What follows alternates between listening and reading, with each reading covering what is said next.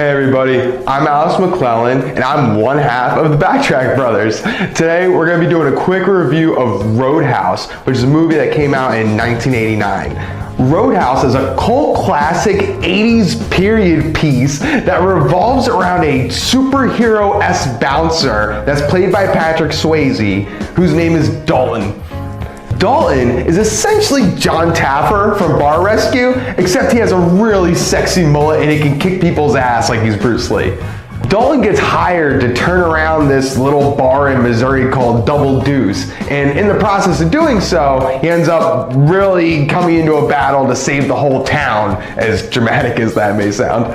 If you haven't seen this movie before, you might have just heard of it as the movie where Swayze rips a guy's throat out, and it's not inaccurate, but I think it's kind of a disservice to how good this movie really is.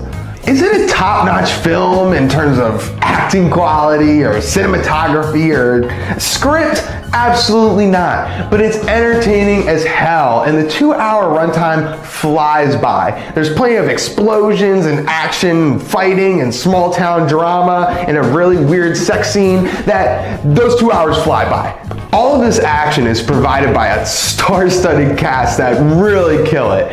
Obviously led by the man, Patrick Swayze. I mean, look at this man, a beautiful man. He's not a wordsmith. He's not gonna have a 3-minute long soliloquy where he's gonna win you over with his words, but god damn it, you know you just wanna grab that mane and call him daddy, you know what I mean? And then you have his friend, who's played by Sam Elliott, who swoops in a little bit later in the movie, and you know, he steals scenes by himself. I absolutely adore this man. He's literally the walking Marlboro Man. As is the case with any 80s action drama movie, you need the rich, eccentric villain, and my lord, does this movie deliver. Ben Gazzara, just chef's kiss performance. I absolutely love how over the top and eccentric he is, and just the lawlessness. He gives 0 F's throughout this whole freaking movie, and I love it. He's fantastic. And then you have Kelly Lynch, who is wow, gorgeous.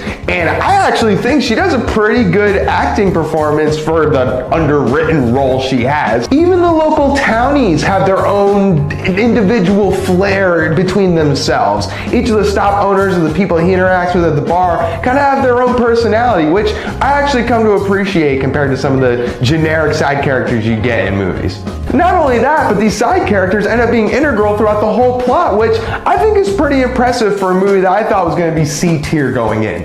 Another bright spot of this film, in my eyes, is the soundtrack and the score. The soundtrack specifically is filled with 60s through 80s rock, and if that's in your purview of music taste, you're probably going to be dancing in your seat throughout the whole movie, which is fantastic. If it's not your taste, then you may not be as big of a fan. You know, they have a couple of those corny 80s synthesizer moments in the score, but for the most part, especially towards the tail end of the film, it's really effective how the score builds up the tension.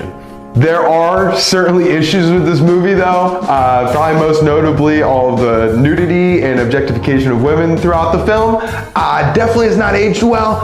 Unfortunately, kind of a relic of its time, and kind of bleeds into a bigger issue of this movie, that it is very much a, like I said, period piece almost of the 80s.